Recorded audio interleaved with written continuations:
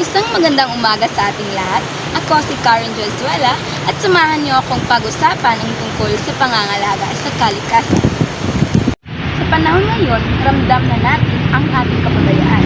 Mula sa pag-init ng ating klima, madalas na pagbaha at pagbuhi ng ating kapaligiran.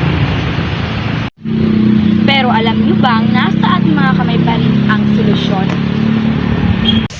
Ang kalikasan ang nagbibigay sa atin ng lahat, mula sa malinis na hangin, malinis na tubig at sa ating pagkain na siyang ginagamit natin sa pang-araw-araw na pangangailangan. Kapag inalagaan natin ang ating kalikasan, parang inalagaan natin ang ating sarili. Ngunit kung patuloy natin itong inaabuso, tayo rin ang magdudusa sa huli. Hindi kailangang maging malaki ang ating hakbang upang makatulong sa pangangalaga sa kalikasan. Kaya't narito ang mga simpleng paraan upang mapangalagaan natin ang ating kalikasan. Una, itapon ang basura sa tamang lagayan. Ang pagtapon ng basura sa tamang lagayan ay nakatutulong upang hindi ito bumara sa daluyan ng mga tubig na nagiging sanhi ng baha. Kapag malinis ang paligid, mas nagiging maganda at ligtas ang ating kapaligiran. Pangalawa, pagtatanim ng mga puno. Ang mga puno ay nagbibigay ng oxygen at sumisipsip ng carbon dioxide na nakakatulong laban sa global warming. Pangatlo, iwasan ang pagsusunog ng basura.